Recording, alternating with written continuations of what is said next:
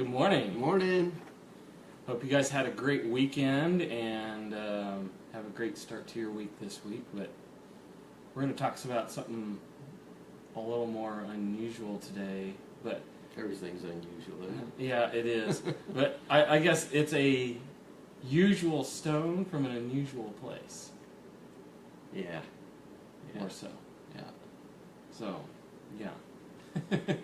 So what he's kind of Illusions. almost like we're trying to guess, or trying to get you to guess what we're doing here, is we had a customer that went to the Crater of Diamonds State Park, and that's in or near Murfreesboro, Arkansas, and it was actually for a long time the only known volcanic diamond pipe in the world, or not in the world, but in the United States. And I'm not sure, the ones that were found in Colorado, I'm not sure whether that's a alluvial deposit or if that's a diamond pipe or whatever. I may have to do a little checking on that. But anyways, that was originally, diamonds were originally found there in early 1900s in Yeah. Murfreesboro. Yeah. And By a farmer. yeah, and never was, my understanding, never was commercially feasible. They tried a few times. Yeah, Because they had what was it, the Arkansas Diamond Company, and there was one other one. yeah, I think there was some bankers put up some money or something like that, but never did do anything. And then a promoter guy got it, and I think at one time maybe there was like two different parcels of land that supposedly had diamonds on it. Yeah, and one was owned by the Miller family. Oh, yeah. And then the other one, so I was actually reading about this a little bit ago. The other one, yeah, one was owned by the Miller family, and then the other one was a Mrs. Ethel Wilkinson.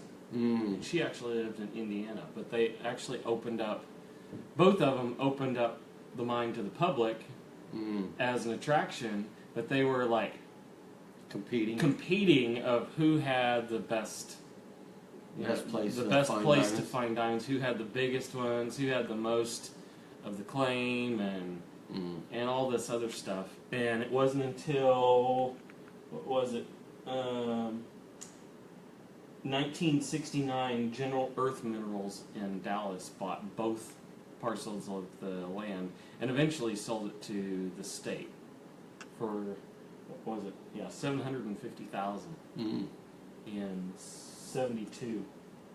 Yeah. So now it's open to the public and it's a state park. And before we show the diamonds or whatever, and this kind of intrigues me a little bit. To graduate from the university I was at with a BS, we had to do an independent paper on something that had to do with our major. So I was a geology major, and ended up doing mine on diamonds. And being in Oklahoma, which is an oil state, there may have been a diamond found in Oklahoma, but for the most part, it's black gold is what they're looking for, and not diamonds. Texas tea. So at the time, I knew that the only place in North America that had basically a diamond pipe was this mine in Arkansas, Murfreesboro. So I was actually doing that paper in 75, would have been when I was doing that or whatever. And so I did a thin section study of the diamond ore in Murfreesboro, Arkansas. I went there 2 or 3 times. Not too long after it opened as a state park. Yeah, so 3 years after it opened up. What was kind of amazing is one trip, and I think it's one when I went with my folks, is we were there on I think, a Friday and Saturday. And it rained Saturday night or early Sunday morning. And the next day, the Amarillo Starlight was found, which was the largest diamond found since it opened up as a state park. I think they ended up cutting it into about a 7.5 carat marquee, but I think the original diamond was a little over 16 carats. Wow. But a little thing that I knew, but you know, we had to get back or whatever, is the best time to go to that mine is After a storm. after a rain and at night, and you just take your flashlight, because diamonds hate water, and this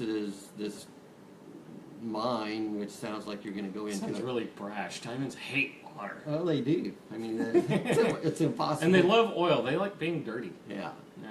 So, but anyways, like I said, the best time to go is after a rain and at night. You just take your flashlight. Big problem is that the state park is closed at night, and so they've been trespassing anyways. But Yes, don't do that. yeah. It sounds like he's giving all this great advice. Yeah, well- People are like taking notes. Oh, but don't do that. Oh, well scratch. The second best thing would be to do it after a rain daytime when the park's open. And That's probably the best time. yeah. Yeah. So, I now kind of lost my train of thought here. He was talking about your thin section. Oh yeah. So we basically left. I would say that was Sunday morning, or it may have been even Saturday afternoon. Anyways, the next day is when this diamond was found, and I think the guy was a retired janitor. Apparently from Amarillo. Yeah. Otherwise, why would they call it that? I mean, you Yeah. find it in Arkansas. Yeah. And I don't think they actually know where the diamond is at now. I don't know if it stayed in the family or whatever. That's been, what, over 40 years ago. So, but So you're anyways, saying you're older than a diamond mine. no, I'm not saying that. But I'm older than the state park. But anyways, what's kind of amazing is we had a customer that actually sent us a diamond that she found at the Crater of Diamonds State Park, and I told her that she should have went and bought a lottery ticket the day she found that, because it sounded like maybe she was only there less than 3 hours and found this diamond. It's actually really pretty. Yeah, and it's maybe going to be, and Colton may have to kind of tune this in. I don't know if you can kind of tell what that looks like. It's got a tint of yellow. It's probably still in the white series of diamonds, but it's going to be, what, maybe in the... You're probably more like an R or S Yeah, in color. somewhere. It's got a little bit of color to it. It's kind of elongated, almost like an oval shape. Yeah. This is still in the rough Yeah, this is rough form, so it hasn't been cut. Just so you know. But That's why it's difficult to describe the shape. It's not like we're just guessing at Yeah. this or something. It's not- It's in rough form. So it's not quite a carat. I think it's 80. I think I wrote it down here. 86, 85. something like that. So I think she's going to leave it. We're Here, supposed let's try putting it in here and see if it maybe makes it a little bit easier to see. You think Got a it dark does magnify? background and a little bit of magnification on here. That's close enough. We'll see if that makes it any easier. Oh, a little bit. It looks bigger. Yeah. Well, I'd hope so. It's got magnification. But just this is something we don't see very often in the store. I haven't actually had all that many pieces of uncut diamonds that I've actually handled or whatever. A few. Most of them that I've seen are more close to that octahedron shape, which is like two pyramids stuck together. Yeah. But not near as clear as what this one Yeah, is. that Its one's clarity, really clean. clarity seems to be pretty good on this stone. Yeah. But just, I mean, this is unusual for us, and that's why Colton kind of started out to begin with. We see some rough, I've had Savorite rough, and that's We've probably had a lot of other rough gems, but diamond is probably probably the rarest one that we What- see in rough form. It's pretty tough to go someplace and actually mine or look for diamonds.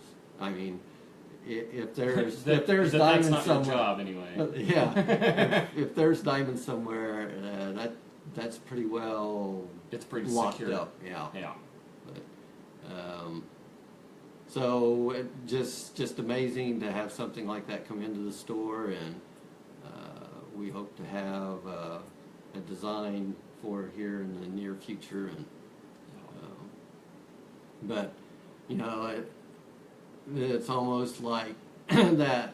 The 2 times I was there, and the only thing that we actually found is we found a black spinel, which was fairly small, probably weighed maybe 15 points, something like that. That was the only thing that we found there. And what's amazing to me is they say that they average 2 diamonds a day found at the state park. Wow.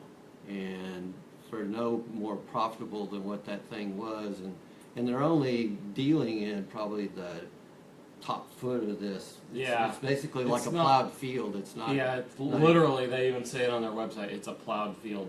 Like, Yeah. woo! Yeah. So, Fun. Let's go dig in a field. But anyways, I still think it's incredibly lucky, you know, especially to find something like that within the first 3 hours you're there. Yeah. Yeah, definitely. Well, now let me ask you this: what is the diamond ore that's at that? It's not kimberlite, if I remember. It's laperite or Lamperite. lamperite. Yeah. Yeah.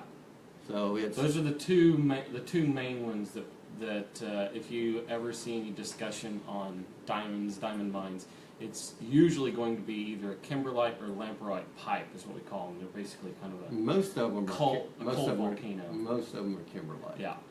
Now, to tell the difference between them is pretty difficult. I mean, you pretty much have to have a degree in geology to be able to tell the difference between kimberlite and lamperite. Yeah, and you may need more than a BS degree, because whenever I did that thin section study, I didn't know the difference between the two then. Yeah.